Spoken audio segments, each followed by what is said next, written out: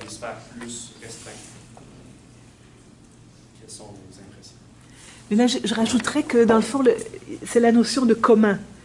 Hein, les communs, le mouvement des communs, c'est de dire que c'est quelque chose qui n'appartient pas à une compagnie, pas non plus à l'État, mais qui appartient à tout le monde ensemble.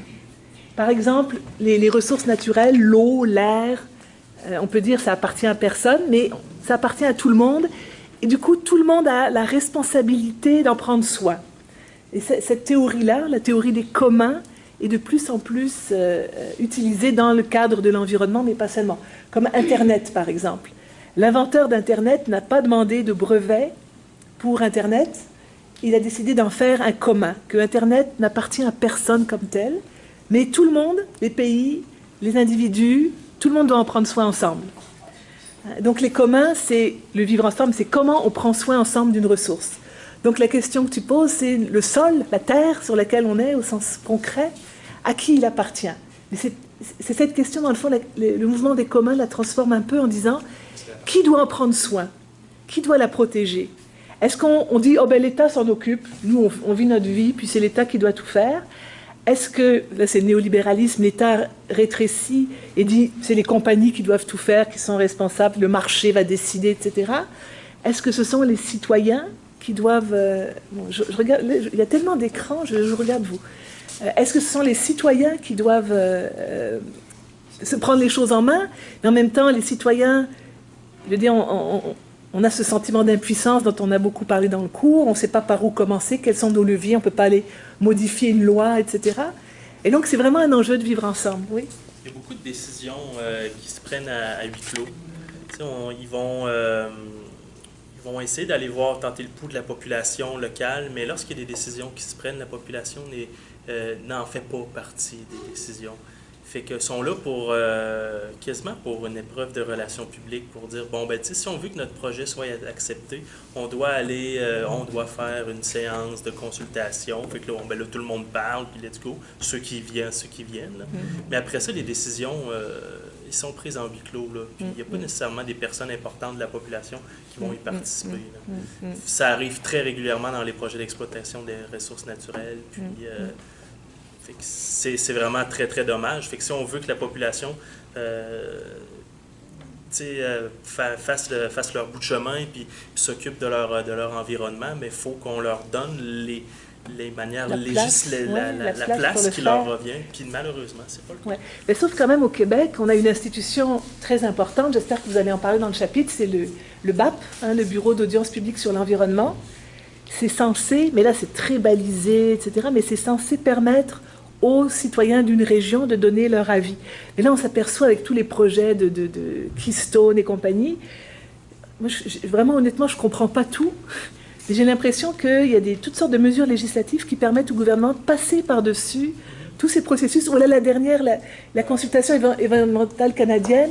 Je pense qu'il y avait 3000 pages de documents et les gens avaient 3 semaines pour les lire puis réagir. C'est au courant que TransCanada, Pétrolière Albertaine, a eu feu vert de Philippe Couillard pour installer des oléoducs sur la rive sud ici, dans le Saint-Laurent. Sans audience publique. Moi, j'en ai entendu sans évaluation environnementale. Le feu vert était donné. C'est ça. Pour les relevés sismiques, qui est une façon cute de dire qu'ils vont faire sauter la TNT dans le fleuve pour aller trouver les C'est ça, c'est ça. Et on prend toujours trop tard. Ouais. Les gens se demandent un peu comment agir parce que aujourd'hui, on garoche beaucoup de chiffres, beaucoup de faits. Les gens sont conscients déjà. Les gens ont une conscience environnementale qui leur est propre. Mais là où on freine tous, c'est en se disant OK, fine, mais on fait quoi? Comment on se mobilise? Puis comment on fait pour être entendu, considérant les freins actuels? Puis, s'il y a une vidéo par-dessus tous les autres que vous devez écouter, c'est celui-là. C'est pour ça qu'on l'a mis à la fin. Ça offre une piste de solution pour l'avenir qui est à la fois optimiste et inquiétante, mais ça laisse présager sur les façons ou les techniques mises en œuvre par l'humanité en général pour essayer de contrer la destinée un peu fatale qui nous est mise devant nous. Oui, mais quand même, avant que pour revenir à la question de la participation, individuellement, c'est très compliqué. Alors, il y a les groupes, la société civile. Vous vous souvenez, on en a parlé abondamment. Et donc, les groupes environnementaux, eux, ils ont plus de ressources pour préparer des mémoires, analyser des dossiers, etc., que des individus seuls. C'est déjà une étape. Mais ces groupes-là, je veux dire, ils vivent des dons de la population, et parfois enfin, il y a c'est dur. Vous vous souvenez de Jean Tremblay, là, à un moment donné, qui disait... qu'est-ce qu'il a dit sur Greenpeace, là, ça qui est du lac Saint-Jean? Les intellectuels, les intellectuels qui veulent nous enlever notre emploi. Alors, il y a une vision un peu des groupes environnementaux, ce sont des intellectuels qui veulent nous enlever nos emplois, alors que ces groupes-là, ce qu'ils veulent, c'est faire émerger le débat public. Là, ils ne sont pas forcément contre le développement, du moment qu'il est intelligent et respectueux, comme on l'a dit. Donc, individu tout seul, c'est difficile, mais nous, on peut essayer de changer des choses. En groupe, c'est plus facile. Et puis, il y a la démocratie, moderniser les lois, participer à la COP 21, etc. Ce sont les 3 échelons, dans le fond, où on peut agir. Mais il y en a peut-être d'autres, là. Vous allez nous le montrer. Et le rôle de la communication est majeur, évidemment, dans tous les cas. D'ailleurs, c'est un film français qui s'appelle La Belle Verte. Je crois qu'on peut le trouver en complet sur YouTube. Aux dernières nouvelles, il est de l'heure intégrale. Je le conseille vivement. C'est le film français par excellence que vous devez voir. C'est un vent d'air frais pour les gens qui pensent que le futur n'est pas très rose. Ben, ça laisse une touche d'humour dans vos discours. Hier, chez nous, il y a eu les grands procès et les boycotts. Les procès? Tous les gens qui fabriquaient des produits nocifs contre la santé des humains, des animaux et des plantes ont été jugés coupables de génocide et de crimes contre la planète. Ah oui, qui? L'industrie agroalimentaire et chimique, les fabricants d'armes de tabac et d'alcool, les industries pharmaceutiques et nucléaires, les constructeurs d'automobiles, les architectes, beaucoup de médecins et les politiciens qui s'étaient enrichis en laissant faire. Ça fait du monde, hein? Ah, c'était la guerre civile. Et après, il y a eu le boycott. Le boycott?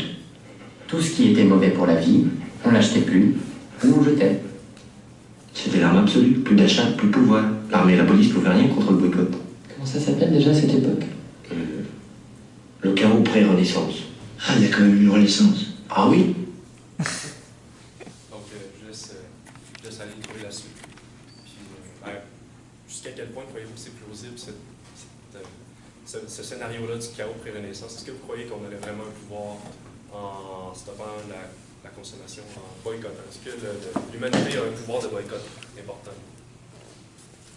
Ben, c'est sûr que oui, mais je trouve qu'un peu ce qu'il représente, c'est un peu quasiment qu'est-ce qu'on se fait dire. T'sais, on se fait dire les pesticides, c'est pas bon. On se fait quasiment dire que tout est pas bon, il faut réduire notre consommation. Fait que c'est un peu une manière d'exprimer que si on fait tout ce qu'on se fait dire, ben dans le fond, c'est ça. Faut que tu arrêtes de complètement quasiment tout consommer. Ce qui t'appartient. Vous parliez des pesticides, des OGM, mais vous parliez aussi que l'agriculture a de plus en plus de difficultés. Il faut qu'ils réussissent à produire des produits de super qualité parce qu'on s'entend, là, vos carottes, vos légumes que vous achetez, s'ils ne sont pas moindrement parfaits, les gens n'en veulent pas. Perso, moi, les carottes qui sont dans le jardin à ma mère, c'est très rare qu'ils ressemblent aux carottes que j'achète à l'épicerie. Généralement, elles sont très difformes.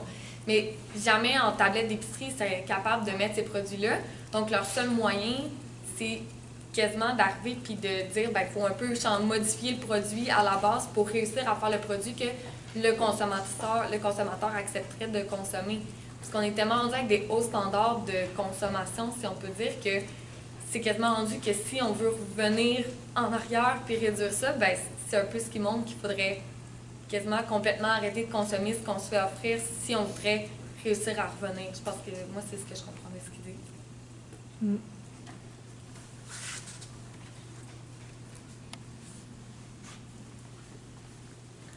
Ce sont des jeunes là, qui racontent le chaos pré-renaissance. Non, non. J'ai certainement allé le voir. En fait, les deux jeunes, c'est des gens qui viennent d'une autre planète, qui ont comme vécu tout ce que l'humanité a vécu mais quelques siècles en avance. Et puis, ils sont en charge d'aller booster les différentes civilisations de l'univers pour essayer de les aider côté évolution. Puis, au départ, personne ne va aller sur la Terre parce qu'ils disent que la Terre est une peine perdue, qu'avec nos voitures, notre système monétaire, puis nos monarchies, puis tout ce qu'on fait, ben, c'est peine perdue. Puis, au départ, on se dit, ouais, c'est un peu lourd. Le film nous dit que notre destinée est noire, puis qu'il n'y a pas de place pour le changement. Mais ces gens-là viennent un peu conscientiser une personne à gauche puis à droite. Puis c'est ça, je crois, le pouvoir, par exemple, du boycott, c'est pas de régler tous les problèmes d'une shot, c'est de faire un effet domino, puis de mettre en lumière un problème à la fois, puis de le régler. Puis les gens, ben, c'est sûr que, on parlait de boycotter, puis d'arrêter de consommer ce qu'on nous offre. Si on décide d'arrêter du jour au lendemain, d'arrêter de consommer tout ce qui n'est pas éco-responsable, tout ce qui n'a pas de pesticides, tout ce qui n'a pas été génétiquement modifié, on se retrouve à manger quoi? Mais je pense aussi que le mouvement est enclenché. C'est pas parce qu'une grande majorité... Je crois aussi que ces mouvements-là, c'est pas des mouvements qui vont être visibles non plus dans les médias ou quoi que ce soit. C'est pas des gens qui font des...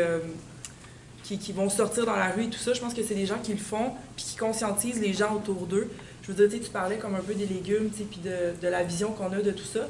Mais actuellement, il y a beaucoup de petites épiceries locales à Limoilou qu'on voit qu'eux, ben, ils vont mettre ces produits-là, mais à moindre coût, puis ils vont quand même les vendre, puis ils vont quand même encourager cette consommation-là. Autant des grandes entreprises aussi que les emballages, admettons, quand ils étaient un petit peu... je sais pas, c'est à Paris, en Europe, que j'ai vu ça, là, en France, qui ont fait... justement pendant une fin de semaine ou deux semaines, je sais plus trop, qui ont mis ces produits-là qui étaient un peu abîmés sur le marché, puis ils ont vraiment vendu moins cher, puis ça a super bien sorti. Je pense que le mouvement est enclenché. De dire à quel point il va aller vite, à quel point ça va se développer, ça c'est sûr qu'on peut pas le dire, mais reste que historiquement, c'est une roue qui tourne aussi. On a eu des excès d'un côté ou de l'autre, puis là, tranquillement pas vite, ben, la balance tend à revenir vers le milieu, vers le centre, pour venir comme se remettre sur un milieu, sur une base qui est plus excessive. Oui, exactement, équilibré. Qu'est-ce qui est plus difficile aussi, c'est qu'on est dans cette société de consommation-là depuis beaucoup...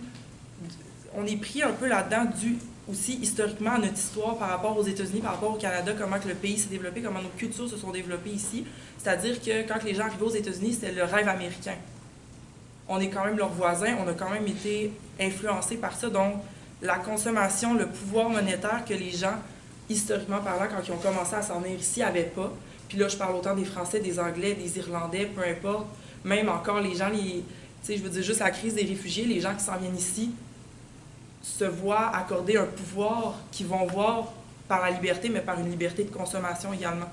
C'est vraiment là-dedans, je crois, qu'il faut travailler, c'est d'aller changer les mentalités de ces gens-là, puis de dire que la consommation n'est pas seulement la seule manière de voir la liberté, parce que je pense que c'est aussi à ça qu'on l'attribue. On se regarde consommer, puis on se dit, mais c'est une liberté que j'ai, puis c'est le pouvoir de cette liberté-là m'apporte. C'est un pouvoir que cette consommation-là m'apporte, mais que je retrouve dans la liberté de faire des choix.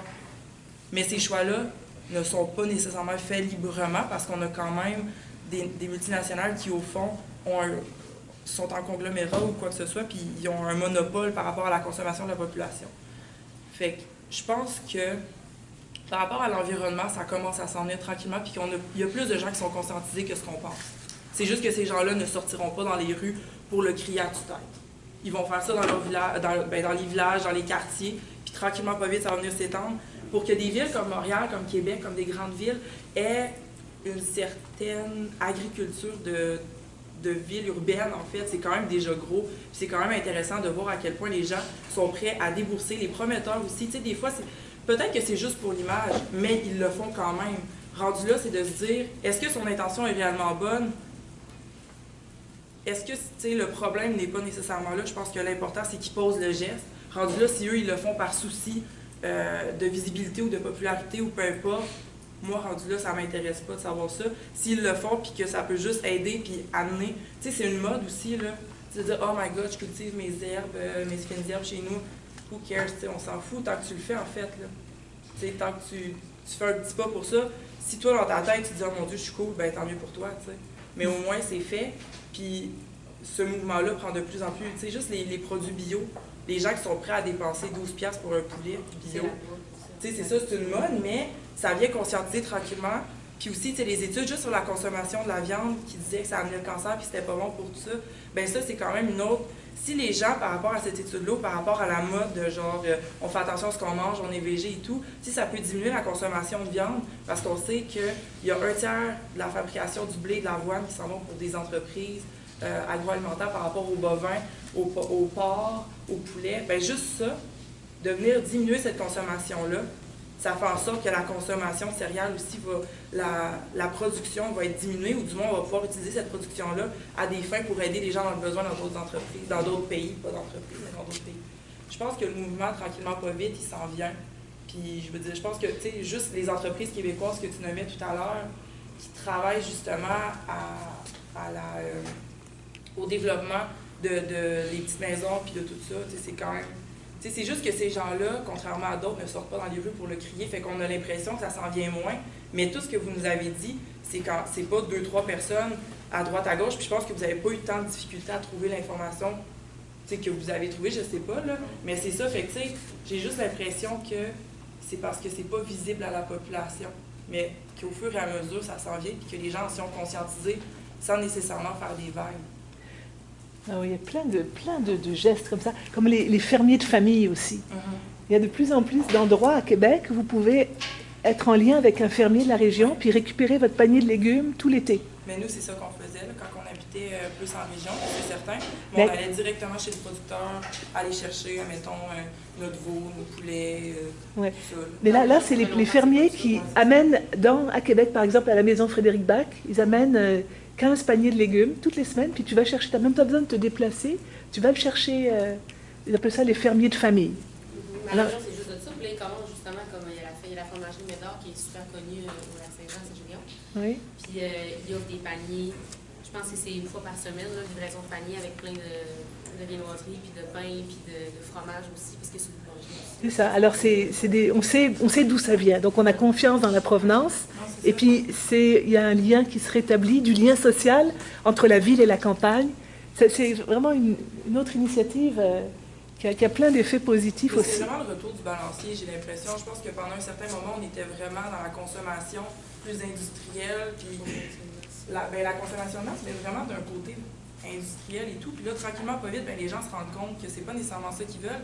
Puis le lien aussi avec le producteur, j'ai l'impression qu'il est quand même intéressant, puis de savoir qu'est-ce qu'on consomme, puis où est-ce que c'est fait, puis de conscientiser aussi les gens à la consommation locale. Il y a de plus en plus de gens qui sont sensibles à ça. Mais enfin, je veux dire, moi, j'ai un de mes garçons, là, le summum pour lui de son repas de rêve, là, c'est du Kraft Dinner et une pizza surgelée. L'idée, là, de prendre un légume, de l'éplucher, un sur 5 de mes enfants, et comme ça. Je dis, attends, je ne comprends pas d'où ça vient. Il y a du pain devant lui, un sandwich, il y a du pain, du jambon, il faut qu'il aille acheter le sandwich, sinon il n'en veut pas, si c'est fait. Il faut vraiment que tout soit... C'est vraiment, pour moi, un contre-exemple total de ce que tu viens de dire, puis il a 14 ans. Et c'est sûr qu'on tombe dessus, puis on espère qu'il va changer un peu. Mais tu sais, c'est aussi un peu... C'est l'âge. Non, je regarde, je suis très patiente. Non, je suis très patiente.